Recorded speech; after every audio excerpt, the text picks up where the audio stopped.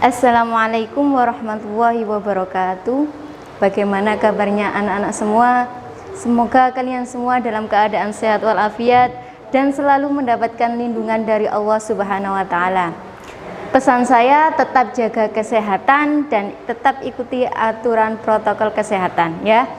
Sebelum pembelajaran pada hari ini kita mulai, marilah kita baca doa terlebih dahulu. Semoga nanti yang saya sampaikan dapat kalian terima dengan baik dan menjadikan ilmu yang bermanfaat. Amin. Al-Fatihah. Amin. Oke anak-anak, setelah pada pertemuan kemarin Simon sudah melaksanakan penilaian harian atau ulangan harian, maka pada pertemuan kali ini kita lanjutkan pada materi berikutnya atau bab yang kedua, yaitu tentang lingkaran. Lingkaran ini merupakan salah satu bidang datar. Bidang datar ada bermacam, ada segitiga, ada segi empat. Nah, salah satunya di sini bidang datar adalah lingkaran. Apa itu lingkaran? Lingkaran adalah kumpulan daripada titik-titik yang membentuk lengkung tertutup di mana dia berjarak sama dengan suatu titik tertentu yang disebut sebagai titik pusat. Ya. Jadi ada kumpulan titik-titik, dia membentuk lengkung tertutup di mana dia akan berjarak sama dengan suatu titik. Lah, titik yang di tengah ini, titik yang dimaksud adalah titik pusat. Ya, titik pusat dengan lengkung pasti jaraknya akan sama. Dari titik pusat ke garis lengkung ini dia akan sama. Kemudian saya lanjutkan tentang unsur-unsur lingkaran. Apa saja unsur-unsur daripada lingkaran? Yang pertama adalah diameter. Mana yang disebut sebagai diameter? Yaitu garis AB. Garis AB ini disebut sebagai diameter. Disimbolkan dengan huruf D. Kemudian yang berikutnya, unsur berikutnya adalah jari-jari. Mana yang disebut sebagai jari-jari? Yaitu AO, ya. OB, OC, ini disebut sebagai jari-jari. Perlu diketahui bahwasanya panjang daripada jari-jari, nah, panjangnya jari-jari iki piro? Setengah daripada diameter. Seumpama panjang AB ini adalah 10 cm, maka jari-jarinya berapa? Jari-jarinya adalah setengah daripada diameter. Setengah dari 10 berapa? 5. Ini 5, ini 5, 5 tambah 5 akan jadi 10 atau sama dengan 10, akan sama dengan panjang diameter. Kemudian berikutnya yaitu tentang busur. Apa yang dimaksud busur? Mana yang menunjukkan busur? Yaitu garis lengkung. Garis lengkung mana? Garis lengkung AC. Kemudian ada lengkung BC. Selain itu juga ada garis lengkung AB. Ini yang disebut sebagai busur. Ya. Tahu busur ya? Garis lengkungnya ini. Ya, kalau di sini contohnya adalah busur AC, busur BC, busur AB. Kemudian dilanjutkan dengan daerah juring. Mana daerah juring? Daerah yang saya arsir ini. Apa daerah juring? Yaitu daerah yang dibatasi oleh dua buah jari-jari, yaitu jari-jari OC dan jari-jari OB. Pasti ini nanti kalau dibatasi juga dengan suatu busur membentuk yang namanya juring. Nah, kemudian berikutnya ada tali busur. Mana tali busur? Lah, yang saya tunjukkan atau garis AC ini disebut sebagai tali busur. Kemudian garis dari O ke D ini disebut sebagai apotema. Dan yang terakhir adalah daerah yang saya arsir di samping ini disebut sebagai tembereng. Apa itu tembereng? Bisa diambil pengertian, tembereng adalah daerah yang dibatasi oleh tali busur dan satu buah busur. Ini disebut sebagai tembereng. Bisa membedakan antara tembereng dengan juring. Kalau juring terbentuk oleh dua buah jari-jari dan satu busur. Kalau tembereng dari mana? Dari tali busur dan sebuah busur. Ini adalah unsur-unsur daripada lingkaran. Kemudian saya lanjutkan materi yang kedua, yaitu tentang luas dan keliling lingkaran. Untuk luas sama dengan pi, ini bacanya pi ya. Pi R kuadrat, pi kali R kuadrat, atau luas sama dengan 1/4 pi D kuadrat. Kemudian untuk kelilingnya sama dengan 2 pi R atau bisa menggunakan K sama dengan pi D. Saya singkat keliling itu K ya. K sama dengan pi D, di mana nilai pi itu adalah 22/7 atau 3,14. Kapan kita menggunakan 22/7? Kapan kita menggunakan 3,14? Kita menggunakan 22/7 jika diameter ataupun jari-jari itu kelipatan 7. Kalau selain kelipatan 7, maka kita menggunakan pi 3,14. Contoh, jari-jarinya adalah 10, maka kita kalau menentukan luas atau keliling menggunakan pi 22/7 atau 3,14. Karena 10 bukan kelipatan 7, maka kita gunakan 3,14. Ya. Kalau diketahui D sama dengan 14, gunakan pi yang mana? 22/7 atau 3,14? Karena 14 adalah kelipatan 7, maka kita gunakan pi-nya adalah 22/7. Bisa membedakan ya, kapan kita menggunakan yang 22/7, kapan kita menggunakan yang 3,14. Kita lanjutkan pada contoh soal. Contoh, sebuah lingkaran memiliki keliling 44 cm, tentukan jari-jarinya. Kita tulis dulu apa yang diketahui dari soal.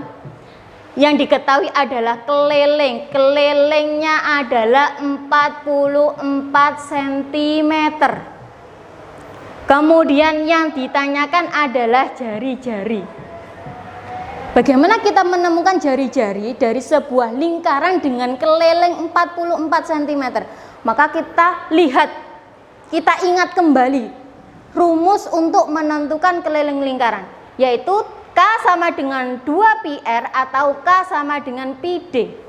Yang ditanyakan R, maka kita gunakan yang ini agar lebih mudah. Bu, apa? Boleh menggunakan yang D? Boleh, terserah. Tapi karena ini yang ditanyakan R, maka kita gunakan yang 2 pi R. Kita tulis K sama dengan 2 pi R. Kalau sudah dituliskan rumusnya, kita substitusikan. K-nya berapa? K-nya adalah 44 sama dengan 2. Biasanya di sini ada keterangannya. Kita disuruh menggunakan pi sama dengan 22/7 atau pi sama dengan 3,14. Di sini saya beri keterangan pi-nya adalah 22/7, maka kita gunakan pi itu adalah 22. Kalikan 22/7 dikali R-nya ini belum diketahui, maka kita tetapkan R.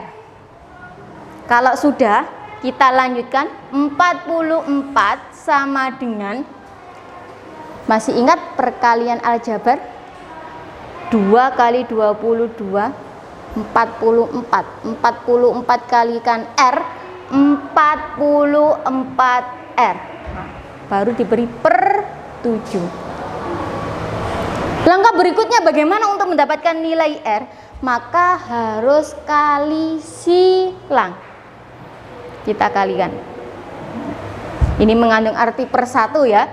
Bisa ditulis 44 R kali 1 sama dengan 44 R. Kemudian 44 dikalikan dengan 7. Untuk mendapatkan R sama dengan 44 dikalikan 7, 44-nya dipindah, maka menjadi pembagian. Kalau sudah seperti ini, apakah ada yang bisa dicoret? Ada, yaitu 44 dengan 44. Sama-sama mendapatkan 1. 44 dibagi 44 1, 44 dibagi 44 1. Sehingga ketemu R-nya berapa? R-nya adalah 7 cm. Ya. Kalau menemui soal seperti ini, maka tulis dulu diketahui apa, ya. Baru bisa dilanjutkan kemudian menggunakan rumus keliling ataupun luas, tergantung pada pertanyaannya. Kemudian materi yang ketiga yaitu tentang sudut pusat dan sudut keliling. Saya punya sebuah lingkaran, ya, di mana di sini ada keterangannya BOC ini disebut sebagai sudut pusat, sedangkan BAC, ya, kalau BOC ini yang BOC ini sudut pusat, dia membentuk atau terbentuk dari titik pusat, maka disebut sebagai sudut pusat. Bagaimana dengan sudut keliling? Sudut keliling itu di mana dia terbentuk dari garis lengkung lingkaran, disebut sebagai sudut keliling. Di sini ada jika sudut pusat dan sudut keliling menghadap busur yang sama, dia menghadap busur yang sama, busur apa ini? Busur BC, garis lengkung BC. Maka berlaku besar sudut pusat 2 kali sudut keliling. Besarnya sudut pusat ini 2 kali sudut keliling. Ya. Kemudian besar sudut keliling sama dengan setengah kali sudut pusat. Ya, berarti besarnya mana? Besar sudut pusat. Pusat itu 2 kali keliling, keliling setengah daripada pusat. Kita masuk pada contoh soal.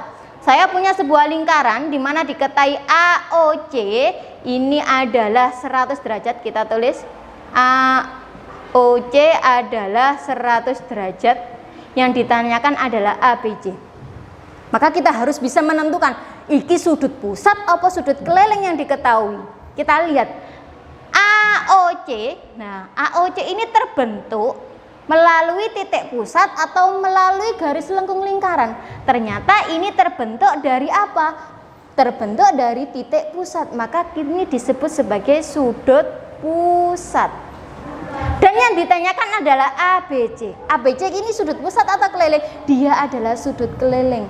Karena dia terbentuknya yaitu melalui garis lengkung lingkaran. Sehingga bisa dituliskan sudut ABC. Sudut ABC ini adalah sudut keliling. Bisa membedakan ya antara sudut pusat dengan keliling. Pusat itu melalui titik pusat, kalau keliling melalui garis lengkung lingkaran. ABC adalah sudut keliling. Bagaimana bentuk sudutnya keliling? Yaitu setengah kali sudut pusat. Sama dengan 1/2 dikali sudut pusatnya adalah 100. Bisa dicoret? Sama-sama dibagi 2, 2 dibagi 2, 1, 100 dibagi 2, 50. 1 kali 50, 50, 50 dibagi 1 sama dengan 50 derajat. Ya. Harus bisa membedakan ini sudut pusat atau keliling. Ya. Pusat terbentuk dari titik pusat, kalau keliling terbentuk dari garis lengkung lingkaran. Pada sudut keliling ada 3 sifat. Yang pertama adalah sudut keliling yang menghadap diameter maka besarnya 90 derajat. Nah, saya bikinkan lingkaran ya. Kalau ada sebuah lingkaran di mana di sini ada diameternya yaitu dia AD, ada sebuah sudut keliling. Sudut keliling itu yang ini, yaitu sudut ACD. Dia menghadap diameter lingkaran, maka dia besarnya adalah 90 derajat. Ya. Nek enek sudut keliling menghadap diameter lingkaran, pasti besar daripada sudut keliling adalah 90 derajat, membentuk sudut siku-siku. Ya. Kemudian saya lanjutkan yang kedua. Saya lanjutkan sifat daripada sudut keliling yang kedua, yaitu sudut keliling yang menghadap busur yang sama, maka besarnya akan sama pula. Contoh di sini adalah sudut keliling ACB. Dia menghadap busur apa? Menghadap busur AB. Sudut keliling ADB, dia juga menghadap busur AB. Sudut keliling AEB, dia juga menghadap busur AB, dia menghadap busur yang sama. Maka ketiga sudut keliling ini besarnya juga akan sama. Seumpama besarnya sudut C ini adalah 30, maka D juga 30, E juga 30. Karena apa? Karena sudut keliling ini menghadap busur yang sama, yaitu busur AB. Ya, paham ya? Jika ada sudut keliling menghadap busur yang sama, pasti besar sudutnya akan sama pula. Kemudian yang ketiga, sudut keliling yang saling berhadapan jika dijumlahkan jumlahnya adalah 180. Sudut A berhadapan dengan C. Jika saya jumlahkan hasilnya akan 180. Sudut B berhadapan dengan sudut D. Jika saya jumlahkan maka hasilnya juga akan 180. Contoh soal. Di sini saya punya sebuah gambar lingkaran di mana di sini terdapat sudut keliling, 4 sudut keliling. Besarnya bagaimana? 8x dan yang bawah adalah 2x.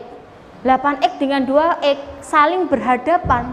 Maka jika dijumlahkan adalah jumlahnya 180. Di sini yang ditanyakan adalah nilai X. Untuk menentukan nilai X, maka gunakan sifat yang tadi. Sifat yang ketiga, sudut keliling yang saling berhadapan jumlahnya adalah 180. 8X berhadapan dengan 2X, maka jika dijumlahkan dengan 2X, hasilnya adalah 180 derajat. Paham ya? Kenapa kok hasilnya 180? Karena 8X berhadapan dengan 2X. Maka kalau dijumlah hasilnya adalah 180. 8X ditambah 2X, kita lihat variabelnya, hurufnya sama-sama, pangkat daripada huruf sama-sama, maka bisa dijumlah. 8 ditambah 2, 10, variabelnya apa? X sama dengan 180 derajat. Untuk menentukan nilai X, maka sama dengan 180, kita pindah menjadi dibagi 10. Nolnya kita coret, 18 dibagi 1 sama dengan 18, sehingga nilai daripada X adalah 18 derajat. Kemudian materi berikutnya yaitu tentang busur, juring, dan tembereng. Ya. Apa hubungan daripada busur, juring, dan tembereng? Maka kita lihat di sini ada hubungan antara panjang busur, luas juring dengan sudut pusat. Sudut pusat per 360. Sudut pusat, tahu sudut pusat? Masih ingat penjelasan saya tadi, sudut pusat itu yang terbentuk melalui titik pusat, ya. Sudut pusat per 360 sama dengan panjang busur per keliling lingkaran sama dengan luas juring per luas lingkaran. Maka dari sini bisa saya beri kesimpulan, untuk menentukan panjang busur, besarnya sudut pusat dibagi 360 derajat dikalikan dengan keliling lingkaran. Sedangkan untuk menentukan luas juring itu sama dengan besarnya sudut pusat dibagi dengan 360 derajat dikalikan dengan luas lingkaran. Intine nek mencari panjang busur kaitannya dengan keliling, sedangkan untuk menentukan luas juring kaitannya dengan luas lingkaran. Jangan sampai terbalik ya. Nek panjang busur keliling, kalau luas juring yaitu luas lingkaran. Kita masuk pada contoh soal. Tentukan luas juring AOB. Mana luas juring AOB? Ini loh. Ini adalah juring. Juring apa? Juring AOB. Sama yang disuruh untuk menentukan bagaimana atau besarnya luas daripada juring ini. Kita tulis dulu yang diketahui. Diketahui. OB panjangnya 7 cm. OB ini diameter atau jari-jari? Dia adalah jari-jari. Jari-jari disimbolkan dengan huruf R. R sama dengan 7 cm. Kemudian apalagi yang diketahui? 60 derajat. 60 derajat ini adalah sudut pusatnya. Besarnya sudut pusat. Tak tulis ini ya. Berapa besarnya? 60 derajat. Untuk menentukan luas juring, dia kaitannya dengan keliling apa luas lingkaran? Coba dilihat. Untuk menentukan luas juring, dia kaitannya dengan luas lingkaran. Maka kita harus mencari luas lingkaran terlebih dahulu. Luas lingkaran L sama dengan Pi kali R kuadrat. Sama dengan Pi-nya 22/7 apa 3,14, kita lihat R-nya. R-nya adalah 7. 7 ini maka kita menggunakan 22/7 dikalikan dengan R kuadrat. R kuadrat adalah R dikali R. Bisa dituliskan 7 kali 7. Paham ya? Dari mana? Dari R kuadrat. R kuadrat itu R kali R. Kalau R-nya itu 7, maka 7 kali 7 ya. Sama dengan bisa dicoret. Habis ya. Tinggal 22 kali 7. Kita tuliskan 22 kali 7. 7 kali 2, 14 ditulis. 4 nyimpannya 1. 7 kali 2, 14 ditambah simpanannya 1, maka menjadi 15. Sehingga hasilnya adalah 154 cm kuadrat. Ini baru luas lingkaran. Untuk menentukan luas juring besarnya sudut per 360 derajat dikalikan dengan luas lingkaran. Ini simbol lingkaran ya, luas lingkaran. sama dengan kita substitusikan berapa besar sudutnya, yaitu 60 derajat per 360 derajat dikalikan dengan kelilingnya adalah, sudah kita cari, 154. Kemudian kalau kita hitung langsung maka akan nilainya besar. Kita sederhanakan dulu ini 0 tak coret, 6 per, tinggal apa? 6 per 36. Kita sederhanakan, sama-sama dibagi berapa? Sama-sama dibagi 6. 6 dibagi 6 dapatnya 1, 36 dibagi 6 dapatnya 6. Maka bentuk sederhananya adalah 1 per 6 dikalikan dengan 154. Kemudian bagaimana mengkalikannya? 1 kali 154 sama dengan 154 dibagi dengan 6. Silakan dicari ya, dengan menggunakan cara porogapit. Kemudian yang terakhir yaitu tentang tembereng. Kalau saya gambarkan tembereng ya, ini saya tembereng. Dia terbentuk dari daerah yang terbentuk dari tali busur dan sebuah busur. Ini yang disebut sebagai tembereng. Untuk menentukan luas tembereng ini yang saya arsir ini ya, maka caranya adalah tembereng itu sama dengan luas juring, luas seluruhnya adalah luas juring dikurangi dengan luas segitiga. Luas juring bagaimana menentukan? Nah, ini sudah ada contohnya luas juring. Kalau luas segitiga menggunakan cara apa? Luas juring sama dengan setengah kali luas segitiga. Luas segitiga sama dengan setengah kali alas kali tinggi. Kalau luas juringnya ini sudah ada contohnya. Ini luas juring ya. Saya berikan soal, tolong dikerjakan. Soal ini berkaitan dengan tembereng. Untuk menentukan tembereng, luas tembereng atau tembereng itu sama dengan luas juring. Luas juring ini seluruhnya ya, dikurangi dengan luas segitiga, maka akan ketemu yang namanya luas tembereng. Dan saya berikan satu soal.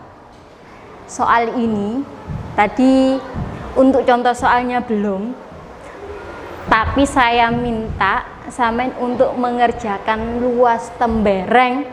Nah, luas tembereng ini yang mana? Yang saya arsir ini. Ya, untuk menentukan luas tembereng tadi sudah dijelaskan, luas tembereng itu sama dengan luas juring dikurangi dengan luas segitiga. Kalian sudah tahu bagaimana untuk menentukan luas juring, sudah saya berikan contohnya tadi. Untuk luas segitiga sangat mudah sekali, sudah pernah dipelajari berkali-kali ya. Jadi tolong dikerjakan soal pada gambar ini. Kalau dilihat dari gambar ini bisa dilihat besar sudutnya ya. Dia tegak lurus berapa? Besar sudutnya berapa? Kemudian panjang daripada AC adalah 20 cm. Nah, dengan yang diketahui tolong dikerjakan bagaimana untuk menentukan luas temberengnya. Nanti kita bahas pada pertemuan tatap muka minggu depan ya. Saya akhiri, wassalamualaikum warahmatullahi wabarakatuh.